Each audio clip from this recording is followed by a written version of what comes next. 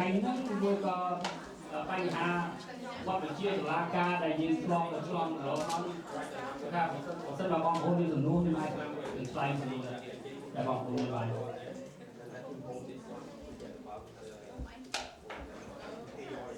ដោយយើងបងម្នាក់នោះគាត់សួរថាជំនួយនោះមិនមែនច្បាប់តឡាការទេព្រោះតឡាការអត់មានខ្ញុំនេះជាអ្នកទទួលខុសត្រូវអីទេហើយឥឡូវប្រសិនបើអ្នកថាចង់ដឹងជាប់តែសួរថាខាងសមាគមជាមាន lawyer ដែរក៏យើងសួរ lawyer របស់យើងប៉ុន្តែប្រធានដើម្បីថាក្នុងលក្ខណៈនេះប្រធានដើម្បីយើងឆាត់ចង់ដោះស្រាយនៅលក្ខណៈការបោះឆ្នោតមានតែយើងបោះឆ្នោតតាមរបៀបលក្ខណៈប្រជាធិបតេយ្យដែលយើងមានហ្នឹងមានអីពិបាកទេបាទខ្ញុំអត់ដឹងពីណាគូបងប្អូនថាវាបញ្ហាឆ្ងល់តែមកឆ្នោតហ្នឹងគឺជួយសួរបាទគាត់សួរថាខ្ញុំនេះប៊ុនលីនេះវិជានេះបាទជាស្អីអញ្ចឹងច្បាប់តុលាការមានហើយនឹងជឿតើយើងមើលគាត់ថាច្បាប់តុលាការនោះយើងអត់យល់ហ្នឹងហើយយើងគេហ្នឹងដែលមិនយល់ហ្នឹងអញ្ចឹងគាត់ថាឥឡូវប្រសិនបើនៅថ្ងៃនេះយើង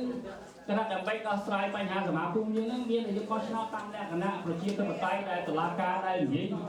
បញ្ជាវិសិទ្ធមិញហ្នឹងដែលទៅតុលាការទៅនេះហ្នឹងគេថាឥឡូវអ្នកណាចង់ចូលឈ្មោះយើងឡើងមកចូលឈ្មោះទៅហើយមកឆ្នោតរបស់គ្នាទៅវាជាការស្រួលទៅហើយមានបញ្ហាទេ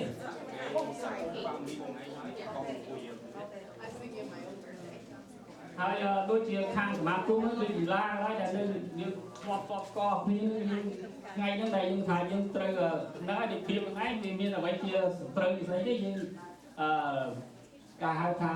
ដើរតាមច្បាប់ទៅពីចឹងមានយ៉ាងឯងយើងមានស្អីថាគុំបោះឆ្នោតទៅអ្នកណាទៅប្រធានទៅណាយើងគុំប្រកាន់បាក់ពួកបាក់អីយើងមកផ្លាត់តែកដាស់ស្នាមដែលមានចេះលឺពាក្យពេចចេះអាហ្នឹងខ្ញុំនិយាយស្មោះត្រង់មកបងប្អូនយើងណាដែលមានពាក្យពេចថានេះខាងនោះចេះប៉ុន្តែតាមពិតហ្នឹងយើងចង់រួមខ្មែរអស់ទៅហើយអញ្ចឹងបែបនេះស្គងតែបងខែដែលធ្លាប់ដែលបានជួបមុខនេះឥឡូវបានជួបមុខអស់នេះគឺមានបន្ទូម្ដងមួយទេថាចេះក្រោយទៅគឺពាក្យពេចហ្នឹងឯងខ្លះដែរមានបំណងអ្វីក្រោយពីនឹងថាយើងចង់បោះឆ្នោតអស់រូបពួកគ្នាទាំងអស់នេះហើយឥឡូវយើងដើរទៀតយើងនយោបាយទៀតយើងមានស្អីតែនិយាយថាការបន្ទុះស្រ័យហ្នឹងទេយើងគាត់សុំសំណូមពរហ្នឹងចឹងខ្ញុំប៉ុណ្ណឹងបានបើសិនមានសំណួរអាចសួរហើយកីឡាគេទៅដែរគឺថាខ្ញុំគួរតែមកនិយាយប្រាប់បងប្អូនរបស់ខ្ញុំទៅហ្នឹងហើយមានបញ្ហាទេបាទណាខ្ញុំអត់យកផ្សេងដែរយើងមកថ្ងៃនេះជួបជុំគ្នាហ្នឹងបោះឆ្នោតអ្នកណាឈ្នះតាមឈ្នះទៅតាមលក្ខណៈប្រជាធិបតេយ្យដែលយើងហ្នឹងយើងហៅយើងលក្ខអាហ្នឹងដូចក្នុងបទតុលាការយើងដែលក្នុងគេហៅថា lawyer ជាមេធាវីខាងសមាគមហ្នឹងនៅក្នុងបទតុលាការយើង compromise នេះពាក្យហ្នឹងអញ្ចឹងបានថាយើងមកដល់ថ្ងៃហ្នឹងយើងហ្នឹងហើយយើងបោះឆ្នោតទៅនេះតាមលក្ខណៈទៅយើងទូបណ្ដោះអីអញ្ចឹងប៉ុណ្ណឹងចឹងប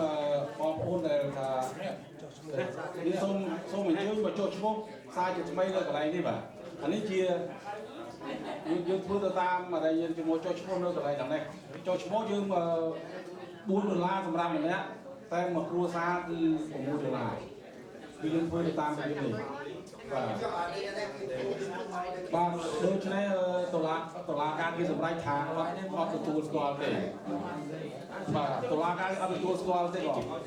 នឹងហើយសួរនឹងត្រឹមត្រូវឯខ្ញុំក៏សួរចឹងដែរសួរទៅដូចទេដូចគេថាកាលពី2011យើងបោះឆ្នោតម្ដង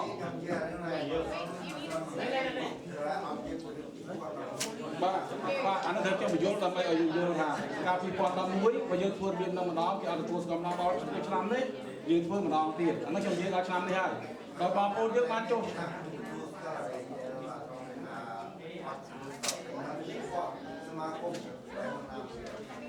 នេះមកយកទៅខ្ញុំជឿថាខាងហ្នឹងអាចមានច្បាប់ពីបាទនេះអូខេបាទខ្ញុំអត់សុំប្រសពពីបងប្អូនទេតែខ្ញុំអាចដឹងខាងនេះតែគេគ្នាទាំងលើនេះគេនិយាយថាយើងចូលឈ្មោះទាំងអស់គ្នាពីចូលឈ្មោះទាំងអស់គ្នាដើម្បី free election សូមទោសការរំពេចបាទ ពួកដោយសារកណ្ដាលនេះគេប្រាប់ថាឲ្យធ្វើពីបដល់មកពីផ្លោះហាក់បានសេចក្តីថាពីមុនមកទោះបីឯងចង់ឆ្នាំមុនពីសម័យអត់ទទួលស្គាល់ទេស្គាល់តែពេលឥឡូវនេះហើយអ្នកចង់ចូលឈ្មោះថ្ងៃនេះក៏បានដែរបាទបើទៅជាពូអាចចំនួនពីកន្លែងហ្នឹងពូអាចសរសេរសម្បត្តិឲ្យបានដល់ទៅគាត់ម្ដងទៀតទៅលុយយើងបាទហ្នឹងហើយអាហ្នឹងលោកពូឯងមានលុយយើងហើយពួកខាងនេះអត់មានទេប៉ុន្តែរងចាំទៅគាត់ទៀតដោយតែឯងមិនយល់ព្រមត្រឡប់ក្នុងដែលបងថ្ងៃនេះក៏ទុកដល់រហូតដល់3ខែ60ថ្ងៃយល់ព្រមមិនយល់ព្រមយើងនៅតទៀតហ្នឹងពីខែសំទុះជួនណាវាអាចផ្លាស់ដែរបាទទៅហើយអូខេបើមិនយល់ព្រមមិនយល់ព្រមយើងនឹងមានទៅតុលាការអនុវត្តខុសបាទបងប្អូនយើងដែលមានបំណងចង់បោះឆ្នោតមានតាមមកចុះឈ្មោះបាទដល់យើងបាត់បង់សំណាងបងថនបងប្អូនយើងឲ្យចូលទេបងប្អូនយើងចូលមានសិទ្ធិបោះឆ្នោតអត់ចូលគឺគណៈកម្មការមិនទទួលខុសត្រូវប៉ុណ្ណឹងហើយបងប្អូនណាដែលមិនពេញចិត្តអានេះជារឿងផ្ទាល់របស់បងប្អូនផ្សេងខ្ញុំមិនអាចដោះស្រាយបានទេពីរឿងមិនពេញចិត្តពីព្រោះអ្វីក៏ដោយយើងប្រជុំប្រត្រាស់គ្នាហ្នឹងវាយូរឆ្នាំដែរហើយរយៈពេលប្រហែលជា2ឆ្នាំហើយដូច្នេះគឺយើងសម្រាប់យកថ្ងៃនេះតែចេញពីតុលាការមកដើម្បីធ្វើតែបើធ្វើឲ្យទៅប្រជុំប្រត្រាស់ទៀតខ្ញុំអត់ដឹងដែរដូច្នេះមានហៀងនៅទីស្រាប់គាត់អាចដោះស្រាយបានខ្ញុំក៏ជាគណៈកម្មការមើលការខុសត្រូវសម្រាប់ថោកខ្លែងបន្លំហើយនឹងធ្វើទៅតាមពាក្យដែលក្នុងกระดาษដែរបាទហៀងក៏កំពុងនិយាយដល់នោះបាទហើយខ្ញុំមកពុនជឿមកចុះឈ្មោះបើចុះឈ្មោះបាទគាត់ថាបងប្អូនបើចុះឈ្មោះបានមានសិទ្ធិបោះឆ្នោតបើអត់ទេហ្នឹងខ្ញុំមិនទទួលខុសត្រូវដែរបាទសូមអរគុណ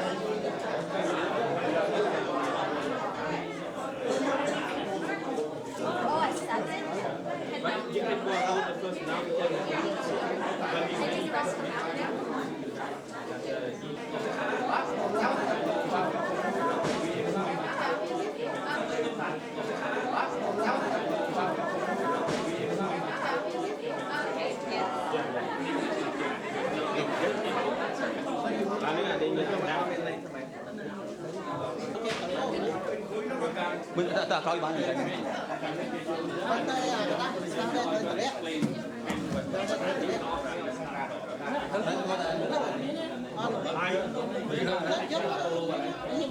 chưa đã coi bán này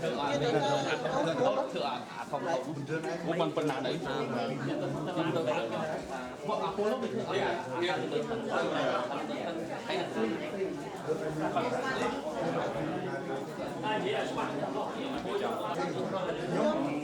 Con xua không chia sẻ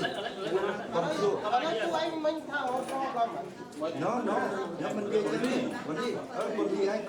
không chơi lo con chơi nếu mình chơi quay đây con đi anh không say trong một cái cam can đấy mình đi anh nhóm dạ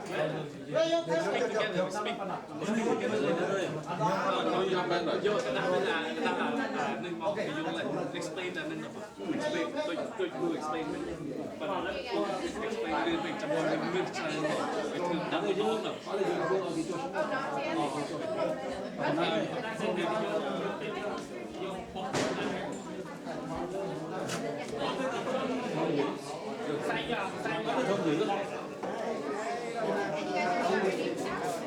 Good morning, sir.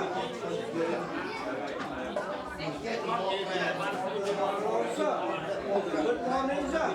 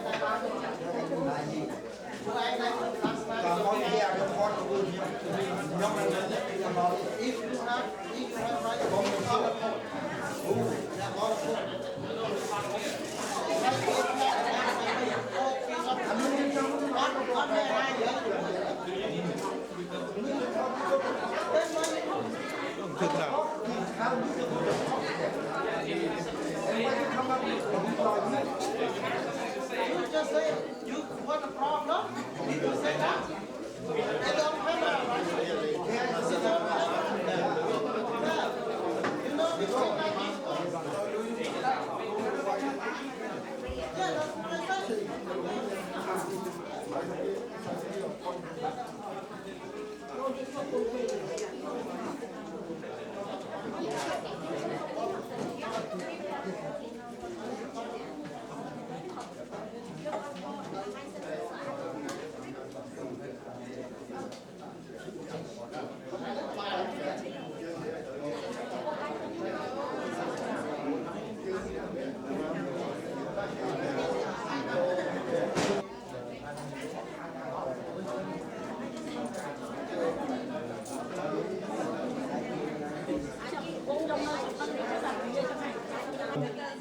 Mostly for the young people who are probably here because your parents told you to come.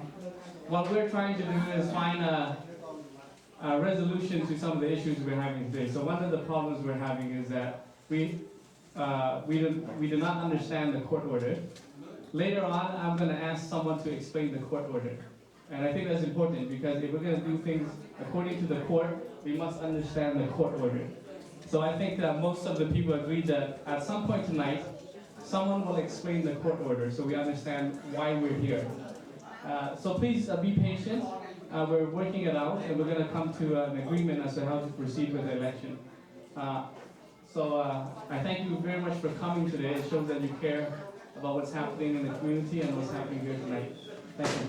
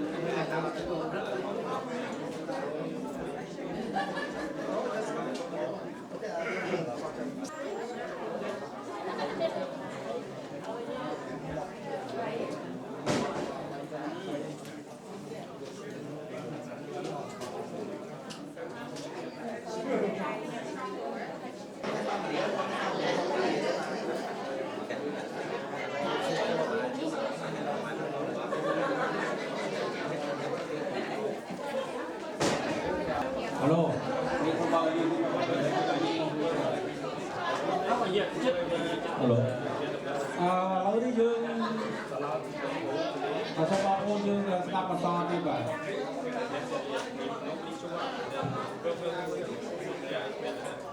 Sao bao nhiêu dương ngọc đi ngáp mình tay cho bay stop bằng năm bay.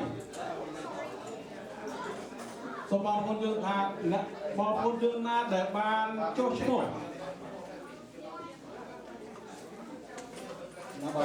Bao nhiêu dương miền pan dương phương